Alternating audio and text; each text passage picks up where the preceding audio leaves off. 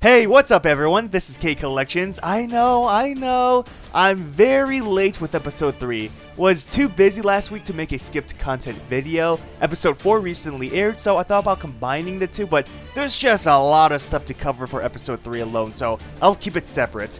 Episode 4 video should be uploaded by tomorrow. Look forward to that. Starting off, the confrontation and dialogue with Gilgamesh were changed a bit. After their fight, Dr. Roman was included within the conversation. Gilgamesh was aware of Roman's presence, while in the anime, they never exchanged words nor did they met. Because they cut out Roman's interaction with Gil, they also skipped out his reaction to him showing the Grail.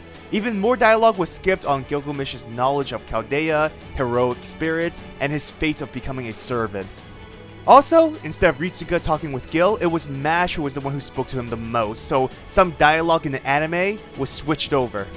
Now, the confrontation with Ishtar was changed in the anime. Her pissing herself off and snapping at everyone occurred after their battle, or somewhat during their battle since they were kind of still fighting. Not before though. What really triggered her to attack everyone was Gil's constant insults at her, which was cut out. The whole scene was very comedic, which I kind of wish they kept. There was also some comedy between him and his soldiers. You really get to see a lighter side of Gilgamesh instead of the cocky prick we all know and love.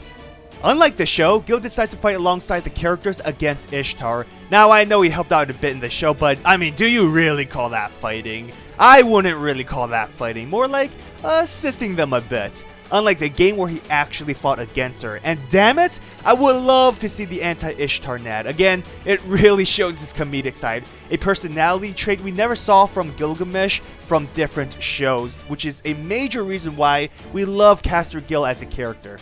Pretty much everything else was the same, but after the fight, there were a lot of information they skipped. In the game, Gilgamesh explained that he sealed away his weapons, basically transforming himself from a archer class to a caster, meaning he can no longer use the gates of Babylon to its fullest potential, which includes Ea and the chains of heaven. Keep in mind though, Gil is human, so he isn't classified within a specific class, so I mean the archer class is just an example of how he fights.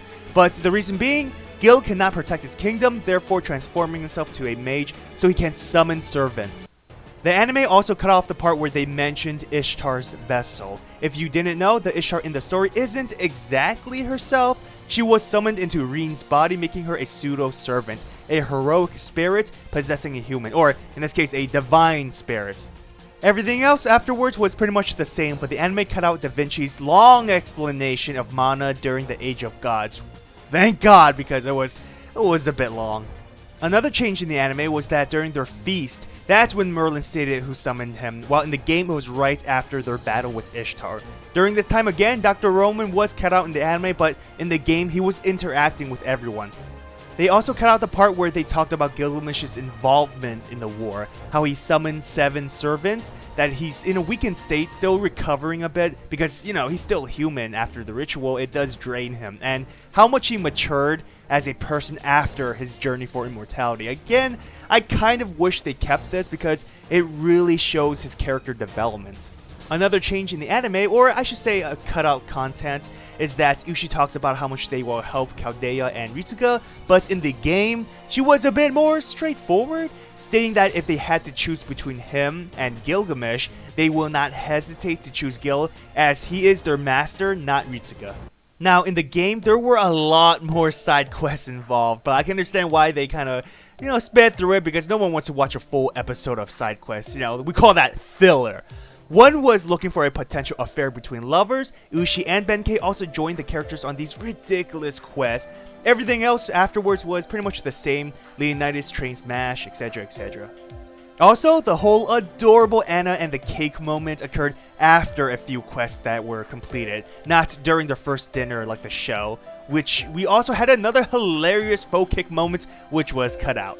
Lastly, there was a conversation with Roman, Ushi, and Benkei during a side quest that the Holy Grail that Gilgamesh possesses was not the one the characters were looking for. Instead, this was mentioned by Merlin in episode 4.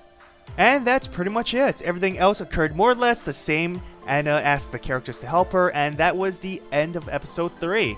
Special thanks to all my patrons for supporting me. If you want to support my channel, check out my Patreon. So, what are your thoughts on Caster Gilgamesh? Did you love him? If you played the game, what was your opinion of him as well? If you're just an anime watcher, what are your thoughts? I'd like to know. Well, I hope you enjoyed this video. If you did, hit that thumbs up and subscribe to my channel for more Fates content. Follow me on Twitter, Instagram, and join my Discord server. All links are in the description. Again, I will be recording and uploading episode 4 differences about, I say tomorrow, but we'll see. Have a great day, everyone. Till next time.